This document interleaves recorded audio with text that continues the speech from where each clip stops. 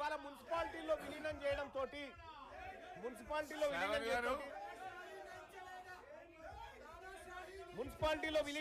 తోటి దాదాపుగా 130 మంది సభలో వచ్చారు.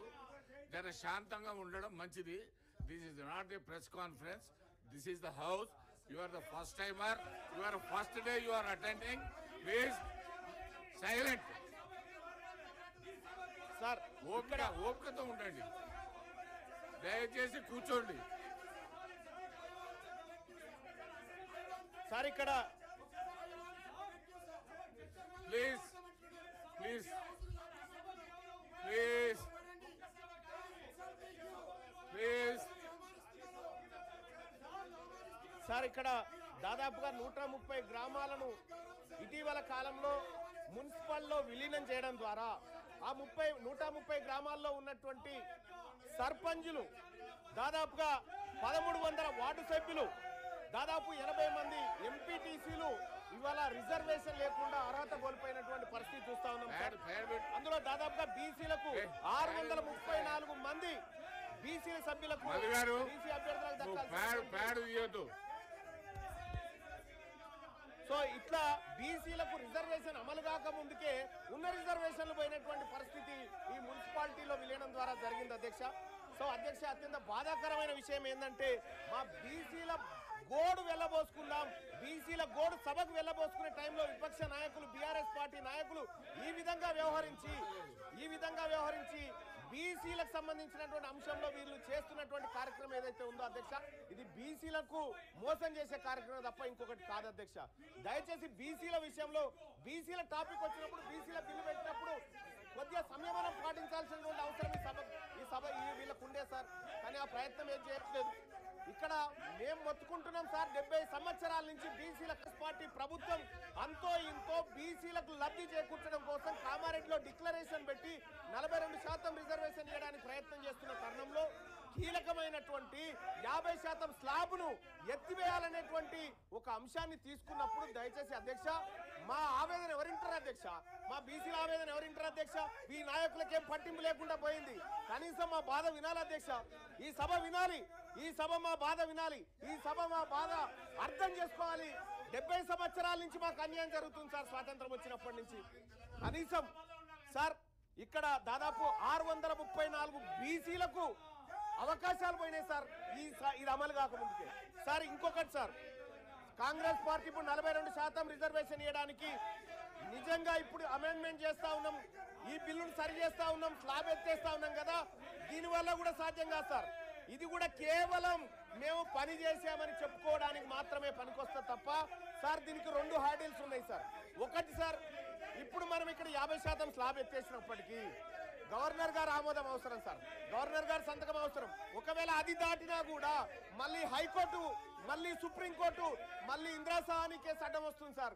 ఇందిరాసహాని కేసు అడ్డం వచ్చినప్పుడు పరిస్థితి మళ్ళా మొదటికి వస్తుంది సార్. ఆ రోజు మనం ఈ ప్రజలకు ఏం సమాధానం చెప్తాం సార్? 42% రిజర్వేషన్ ఇవ్వడంలో అన్ని పార్టీలు ఫెయిల్ అయిపోయినాయి, ఈ ప్రజలకు న్యాయం చేయడంలో అన్ని పార్టీలు విఫలమైనాయని చెప్పదలుచుకున్నామా సార్ ఈ బిల్లు ద్వారా? అందుకోసమే దయచేసి అధ్యక్ష, నేను ఈ సందర్భంగా ఈ సభ ముందు కొన్ని అంశాలు పెడతా ఉన్నాను సార్. ఈ రాష్ట్ర ప్రభుత్వం ముందు పెడతా ఉన్నా, గౌరవ ఆ శాఖ మంత్రివర్యులను కోరుతా ఉన్నా, మీరు 42% రిజర్వేషన్లకు అడ్డంకులు స్పష్టంగా మాకు కనిపిస్తా ఉన్నాయి. ఆ అడ్డంకుల విషయంలో మేము మిమ్మల్ని తప్పు పట్టట్లేదు, అడ్డంకులు అందరికీ ఉన్నాయి. కానీ మీరు ఇవ్వడానికి మీ చేతిలో ఉన్నటువంటి అంశాలు అనేకం ఉన్నాయి. ఇక్కడ మీ చేతిలో ఉన్నటువంటి అంశాలు అనేకం ఉన్నాయి. బీసీ సప్లాన్ తీసుకురావడానికి సుప్రీంకోర్టుతో పంచాయతీ లేదు, మనకి కేంద్రంతో పంచాయతీ లేదు. కాబట్టి బీసీ సప్లాన్ విషయంలోనైనా మీరు చర్యలు తీసుకోండి. బీసీలకు కామారెడ్డి డిక్లరేషన్ ప్రకారం ప్లీజ్, ఒకవేళ కాళేశ్వరం విషయంలో మన హౌదులో కూడా చర్చ కావాలన్నప్పుడు నేను తప్పనిసరిగా ప్రభుత్వంతో మాట్లాడతాను, నెక్స్ట్ సెషన్ లో పెట్టమని చెప్తాను. సార్ ఇక్కడ సార్ బీసీ సప్లాన్ విషయంలో సార్ ఈ రాష్ట్ర ప్రభుత్వం తక్షణ నిర్ణయం తీసుకోవచ్చు సార్.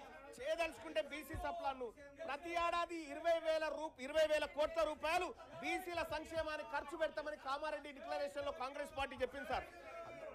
ఏది 5 ఏళ్ల కాలంలో 1,00,000 కోట్లు బీసీల సంక్షేమానికి ఖర్చు పెడతామని చెప్పినటువంటి కాంగ్రెస్ పార్టీ రెండిట్లలో కలిపి 2 బడ్జెట్లలో కలిపి కనీసం 20,000 కోట్లను కూడా బడ్జెట్ లో కేటాయించలేకపోయింది సార్. ఇక్కడ వివక్ష కనిపిస్తా ఉంది సార్. ఇది జయంగా కాంగ్రెస్ పార్టీని అడ్డుకోవడానికి ఏ శక్తి లేదు సార్. మేమందరం సపోర్ట్ చేస్తాం సార్ ఈ విషయంలో. అలాగే సార్ ఇంకా ఎంబీసీ కులాలకు సంబంధించినటువంటి సంక్షేమ విషయంలో కూడా ఉన్నత విద్య కోసం 10 లక్షల రూపాయలు పూచీకత్తు లేని వడ్డీలు రుణాలు ఇప్పిస్తామని కాంగ్రెస్ పార్టీ హామీ ఇచ్చింది సార్. ఈ విషయంలో కూడా కాంగ్రెస్ పార్టీ ఏ విధంగా కూడా చిత్తశుద్ధితో పనిచేస్తున్నట్టు కనిపించట్లేదు సార్. అలాగే సార్ అన్ని జిల్లా కేంద్రాల్లో 50 కోట్లతో convention hall, press club, study circle, library, క్యాంటీన్లతో ఉన్న ప్రొఫెసర్ జయశంకర్ బీసీ ఐక్యతా భవనాలు కట్టిస్తామని చెప్పారు సార్. అక్కడ కూడా సార్ వీటిలో ఎక్కడ కూడా ముందడుగు పడలేదు సార్. ఎక్కడైతే హార్డీలు ఉందో అక్కడ పైన ఫోకస్ చేస్తా ఉంది రాష్ట్ర ప్రభుత్వం. కానీ చేయాల్సిన పనుల విషయంలో మాత్రం కొంత నిర్లక్ష్యంగా ఉండడం బాధాకరమైనటువంటి అంశం సార్. సార్ ఇంకొకటి సార్ 3 లక్షల కంటే తక్కువ వార్షిక ఆదాయం గల బీసీ కుటుంబాల యువతకు ర్యాంకుతో సంబంధం లేకుండా మొత్తం ఫీజు రియంబర్స్మెంట్ ఇస్తున్నారు సార్. ఇవాళ ఫీజు రియంబర్స్మెంట్ బకాయిలు విపరీతంగా అక్కడ పడి ఉన్నాయి సార్. ఆ ఫీజు రియంబర్స్మెంట్ బకాయిలు ఇస్తే తప్ప బీసీలు టీసీలు కానీ లేకపోతే వాళ్ళ సర్టిఫికెట్లు కాలేజ్ యాజమాన్యాలు ఇవ్వలేని పరిస్థితి ఉంది సార్. అందుకోసమే ఫీజు రియంబర్స్మెంట్ లో మీరు చేయాల్సిన కార్యక్రమాలు ఉన్నాయి, అవి చేయండి. అలాగే చేతి వృత్తులకు సాయం చేస్తామని కాంగ్రెస్ పార్టీ ఆ రోజు కామారెడ్డి డిక్లరేషన్ లో అవకాశం కల్పించింది సార్, మెన్షన్ కూడా చేసింది. వృత్తి బజార్ పేరుతో ప్రతి మండలంలో 50 దుకాణాలు, షాపింగ్ కాంప్లెక్స్ ఏర్పాటు చేసి మంగలి, వడ్రంగి, చాకలి, కుమ్మరి, స్వర్ణకారుల వంటి చేతి వృత్తుల వారికి ఉచితంగా షాపు స్థలాలు అందజేస్తామని చెప్పారు సార్. గడిచిన 2 సంవత్సరాలలో ఇప్పటి వరకు ఒక్క షాపు కానీ దయచేసి శ్రవణన్న మీ స్వర్ణకారుల గురించి మాట్లాడుతున్నా, దయచేసి మీరు ఓపికగా ఉండాలా. బీసీ కార్పొరేషన్లు, ఫెడరేషన్ల కింద నమోదైన ప్రతి సొసైటీకి ఎన్నికల నిర్వహణ 10 లక్షల ఆర్థిక సాయం అని చెప్పారు సార్. ఇప్పటి వరకు చేయలేదు. నేను అడుగుతా ఉన్నా, గౌరవ మంత్రివర్యులను అడుగుతా ఉన్నా, మీరు అమలు చేయడానికి, మీరు ఇవ్వడానికి సిద్ధంగా ఉన్న అంశాలు అనేకం ఉన్నాయి ఇక్కడ. వీటిని చిత్తశుద్ధితో అమలు చేయండి. 42% రిజర్వేషన్ విషయంలో మీరు పోరాడుతున్నటువంటి విధానంలో కానీ లేకపోతే కేంద్ర ప్రభుత్వం సృష్టిస్తున్న అడ్డంకుల విషయంలో కానీ మేము మీకు అండగా నిలబడతాం. కానీ మీరు కామారెడ్డి డిక్లరేషన్ లో ఇచ్చిన ప్రతి అంశాన్ని అమలు చేయడంలో మీ చిత్తశుద్ధి సరిగా లేదని నాకు అర్థమవుతా ఉంది. అలాగే అధ్యక్ష ఇక్కడ మంత్రివర్గాల విషయంలో మా బీసీలకు ఇంకా మంత్రివర్గాలు పెరగాలన్నటువంటి అవసరం ఉంది అధ్యక్ష. మా బీసీలకు మంత్రులు పెరగాలి, మా బీసీలకు అవకాశాలు పెరగాలి, మా బీసీ సర్పంచ్లకు, మా బీసీ ఎంపీటీసీలకు, మా బీసీ జెడ్పీటీసీలకు అందరికి కూడా అవకాశాలు మెరుగుపడాలి అధ్యక్ష. Don't come to this please. మీకు మైక్ ఉంది, మీకు మైక్ ఉంది, అక్కడ వెళ్ళండి ప్లీజ్. మీ మైక్ మీ సీట్లో కూర్చొని మాట్లాడండి ప్లీజ్. అక్కడ వెళ్ళండి please.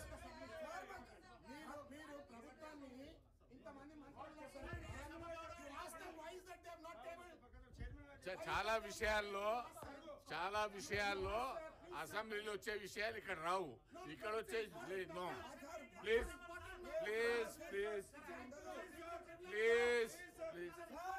Madhu, please go and sit there, go to your seat please.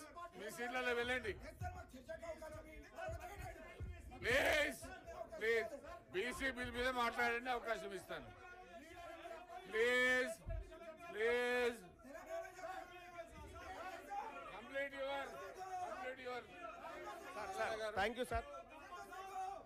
Sir ఇవాళ ఈ రాష్ట్ర ప్రభుత్వం తీసుకొస్తున్నటువంటి సవరణ ద్వారా అధ్యక్ష, గతంలో కేసీఆర్ ప్రభుత్వం తీసుకొచ్చినటువంటి ఈ 50% ఏదైతే 34% చేయాలన్న వాళ్ళ ప్రయత్నాన్ని అడ్డుకున్నారు సార్ ఆ రోజు హైకోర్టులో. ఇప్పుడు మళ్ళొక్కసారి అడ్డుకోరన్న గ్యారంటీ ఏమైనా ఉందా? ఈసారి చేసేటువంటి అమెండ్మెంట్ ని కూడా ఖచ్చితంగా అడ్డుకుంటారు వాళ్ళు. అడ్డుకున్నప్పుడు మేము ఎవరి మొహం చూడాలి? మా బీసీలు ఎటువైపు చూడాలి సార్? అప్పుడు మాకెట్టి పరిస్థితిలో ఇది ముందుకు పోతదనేటువంటి ఆలోచన లేదు. మీ కళ్ళ ముందున్నటువంటి అన్ని అంశాల్లో బీసీ డిక్లరేషన్ ని ఉన్నది ఉన్నట్టుగా ఈ 42% మీరు సాధ్యమైనంత వరకు మీ ప్రయత్నం చేస్తూనే మిగతా అంశాల మీద ఫోకస్ పెట్టాల్సిందిగా ఈ రాష్ట్ర ప్రభుత్వాన్ని కోరుతా ఉన్నాం సార్. అలాగే ఇదే బీసీలకు సంబంధించినటువంటి విషయంలో ముదిరాజులను అధ్యక్ష, ఇదే కామారెడ్డి డిక్లరేషన్ లో మా ముదిరాజ్ సోదరులను జీవోఎంఎస్ నెంబర్ 19/2/2009 పునరుద్ధరణ చేస్తామని చెప్పి కాంగ్రెస్ పార్టీ హామీ ఇచ్చింది అధ్యక్ష. ఇందులో బీసీడీలో ఉన్నటువంటి ఈ తెలంగాణ రాష్ట్రంలో అత్యధిక జనాభా కలిగినటువంటి ఈ బీసీ బిడ్డలను, ఈ ముదిరాజ్ బిడ్డలను శాసనసభలో అధ్యక్ష మా ఇంకో అరల నుంచి ఇంకో అరలకు వస్తాంటారు తప్ప వాళ్ళు ఇంకో దాంట్లో పోయి గుంజుకుంటామని చెప్తలేరు అధ్యక్ష. ఈ ఇచ్చిన హామీ ఎందుకు అమలు చేస్తలేరు అధ్యక్ష? ఇది సుప్రీంకోర్టు అడ్డం పడతా ఉందా? దీనికి ఏమైనా పార్లమెంట్ అడ్డం పడతా ఉందా? దీనికి ఏమైనా కోర్టులు అడ్డం పడతా ఉన్నాయా? రాజకీయ పరమైనటువంటి నిర్ణయాన్ని కాంగ్రెస్ పార్టీ తీసుకొని ఇది చేయొచ్చు అధ్యక్ష. ఇది చేయకుండా ఇది అట్లే పెట్టింది. గంగపుత్రుల విషయంలో కూడా ఇదే పరిస్థితి అధ్యక్ష. ఇవాళ గీత కార్మికులకు మనము వైన్ షాప్లలో రిజర్వేషన్ అని చెప్పి చెప్తా ఉన్నాం అధ్యక్ష. ప్రైవేట్ యూనివర్సిటీలు పెట్టే కాడ మా గీత కార్మిక, మా గౌడ సోదరులకు అవకాశాలు కల్పించండి. ప్రైవేట్ కాంట్రాక్ట్ల దగ్గర అధ్యక్ష 42% రిజర్వేషన్ కాంట్రాక్ట్లు ఇచ్చే కాడ ఈ బీసీలకు ఇవ్వంగా ఏ చట్టం అడ్డుకునే పరిస్థితి లేదు అధ్యక్ష. మీరు వాళ్ళని పైకి తీసుకురావడానికి మీ కళ్ళ ముందు అనేకమైనటువంటి అంశాలు ఉన్నప్పటికీ కూడా ఇది చేయకుండా ఇవాళ కాంగ్రెస్ పార్టీ కేవలం 42% బీసీ రిజర్వేషన్ పేరుతోనే మమ్మల్ని తిప్పడం ద్వారా లాభం ఏముండదు అధ్యక్ష. మీరు చేయాల్సిన ప్రయత్నం చేస్తూనే ఇచ్చిన హామీలను నెరవేర్చాల్సినటువంటి అవసరం ఉంది అధ్యక్ష. మత్స్యకారుల హక్కులకు సంబంధించి మత్స్య సామాజిక వర్గాల మధ్య పెండింగ్ లో ఉన్న సమస్యలు పరిష్కరించేందుకు త్వరితగతిన ప్రయత్నం చేస్తామన్నారు అధ్యక్ష. అదెటుపోయిందో అయితే గొర్రెల స్కీమ్ ను కాంగ్రెస్ పార్టీ ప్రభుత్వం ఏర్పడ్డ తర్వాత 100 రోజుల్లోనే 2వ విడత గొర్రెలు పంపిణీ చేస్తామన్నారు అధ్యక్ష. 2వ విడత గొర్రెల పంపిణీ కార్యక్రమం ఎటుపోయిందో కానీ ఇక్కడ మొదటి విడత గొర్రెల పంపిణీ కార్యక్రమంలో దోషులైనటువంటి వాళ్ళని ఇవాళ ప్రజాక్షేత్రంలో దోషులుగా నిలబెట్టలేకపోయింది. ఈ విషయంలో కాంగ్రెస్ పార్టీ కొంత ఇబ్బందికరమైనటువంటి పరిస్థితుల్ని సృష్టిస్తా ఉంది అధ్యక్ష. ఇక అలాగే వైన్స్ రిజర్వేషన్లు అధ్యక్ష. వైన్స్ల విషయంలో 15% ఉండే గౌడ్లకు రిజర్వేషన్లు 25% పెంచుతామని చెప్పారు సార్ కామారెడ్డి డిక్లరేషన్ లో. కానీ ఇప్పటి వరకు పెంచిన దాఖలాలు లేవు సార్. మొన్న ఏదో నోటిఫికేషన్ కూడా ఇచ్చినట్టు ఉన్నారు. అలాగే జనగామ జిల్లాకు సర్దార్ సర్వాయి పాపన్న పేరు పెడతామని కాంగ్రెస్ పార్టీ పేజ్ నెంబర్ 18 తన ఎన్నికల మేనిఫెస్టోలో చెప్పింది సార్. ఇప్పటికి దానిపైన చర్చ లేదు, దానిపైన ఎలాంటి నిర్ణయం తీసుకోలేదు అధ్యక్ష. అనేక మంది ఇప్పటికే ధర్నాలు అలాగే ఆందోళన వ్యక్తం చేస్తా ఉన్నారు కాంగ్రెస్ పార్టీ ఈ నిర్ణయాన్ని తీసుకోవాలని చెప్పి. అలాగే మున్నూరు కాపుల విషయంలో కూడా అధ్యక్ష మొట్టమొదటిసారిగా మంత్రివర్గంలో ఒక మున్నూరు కాపు బిడ్డ కూడా మంత్రిగా లేకుండా పోయింది అధ్యక్ష. అలాగే మున్నూరు కాపు కార్పొరేషన్ ఏర్పాటు చేసి యువ పారిశ్రామికవేత్తలను ప్రోత్సహించేందుకు సబ్సిడీ రుణాలు పంపిణీ చేస్తామని చెప్పారు అధ్యక్ష. అది కూడా ఇప్పటి వరకు అతిగతి లేకుండా పోయింది అధ్యక్ష. పద్మశాలి బిడ్డలకు జగిత్యాల, నారాయణపేట, భువనగిరిలో మెగా పవర్ కస్టర్లను ఏర్పాటు చేస్తామని చెప్పారు అధ్యక్ష. పద్మశాలిల పవర్ లూమ్స్ పరికరాల పైన 90% సబ్సిడీ అని చెప్పారు అధ్యక్ష. ఎటుపోయినాయి అధ్యక్ష? ఈ కామారెడ్డి డిక్లరేషన్ లో కేవలం 42% స్థానిక సంస్థల రిజర్వేషన్లు కాదు అధ్యక్ష.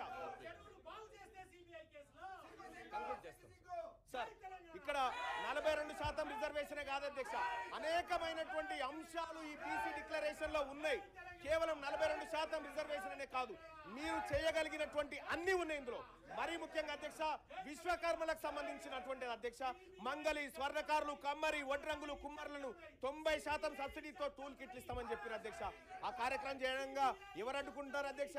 అక్కడ ఏం పార్లమెంట్ ఏం వద్దంటలేదు, సుప్రీంకోర్టులు ఏం అడ్డుకుంటలేవుగా అధ్యక్ష. పట్టణ ప్రాంతాల్లో షాపుల ఏర్పాటు భూమి కేటాయిస్తామని చెప్పారు అధ్యక్ష. ఆ భూమి కూడా ఇప్పటిదాకా దాని మీద పరిశీలన కాదు కదా, కనీసం పట్టించుకున్న పాపాన పోలేదు అధ్యక్ష. మా రజక సోదరులకు, రజక యువతకు పట్టణాల్లో ల్యాండ్ రోమెంట్స్ ఏర్పాటు చేసేందుకు 10 లక్షలు ఇస్తామని చెప్పారు అధ్యక్ష. తక్షణమే ఈ ప్రభుత్వం ఇవన్నీ చేపట్టాలని డిమాండ్ చేస్తా ఉన్నాం అధ్యక్ష. అలాగే రాష్ట్ర వ్యాప్తంగా దోబిఘాట్లు ఆధునీకరణ కోసం ప్రతి జిల్లాకు 10 కోట్లు కేటాయిస్తామని చెప్పారు అధ్యక్ష. అధ్యక్ష నేను ఈ సభ ద్వారా ఈ తెలంగాణ రాష్ట్రంలో ఉన్నటువంటి బీసీ బిడ్డల తరఫున మాట్లాడుతా ఉన్నా అధ్యక్ష. కాంగ్రెస్ పార్టీ చేయడానికి ఎలాంటి అడ్డంకి లేనటువంటి అంశాలు ఈ మేనిఫెస్టోలో చాలా ఉన్నాయి. వీటిని నెరవేర్చాల్సిందిగా ఇక్కడ ఉన్నటువంటి రాష్ట్ర ప్రభుత్వాన్ని డిమాండ్ చేస్తా ఉన్నా. మా ఆకలి, మా బాధ, మా గోస ఈ సభ ముందు పెట్టుకునేటువంటి సందర్భంలో ఈ రాష్ట్ర ప్రభుత్వం నుంచి మేము ఎక్స్పెక్ట్ చేస్తుంది అధ్యక్ష, కేవలం 42% మాత్రమే అడ్డంకి ఉంది. మీరు ఇంప్లిమెంట్ చేయడానికి ఏ అంశానికి కూడా అడ్డంకులు లేవు, వీటిని అమలు చేయండి. ఇక్కడ 1,00,000 కోట్ల బడ్జెట్ పెట్టడానికి సార్ 20,000 కోట్లు ప్రతి ఏడాది బడ్జెట్ పెట్టడానికి ఎవరైనా అడ్డంకి ఉన్నారా? దీనికి మీరు పెట్టండి. బీసీలకు సంబంధించి రిజర్వేషన్ దయచేసి 42% రిజర్వేషన్ల విషయంలో అధ్యక్ష ఇవాళ గవర్నర్ గారు ఆమోదించాలి సార్, గవర్నర్ గారు సమ్మతించాలి. లేకపోతే మొన్న గతంలో సార్ ఇదే ఆనరబుల్ హైకోర్టులో గతంలో కేసీఆర్ గారు 34% రిజర్వేషన్ అన్నప్పుడు ఇగో అగ్రవర్ణాల వాళ్ళు హైకోర్టులో కేసేసి దీన్ని ఆపిరు సార్. ఇలా మళ్ళా ఇంకొక ఆయన పుట్టడానికి గ్యారంటీ ఏంది? ఇలా మళ్ళీ దాన్ని అడ్డుకోవడానికి గ్యారంటీ ఏంది? అధ్యక్ష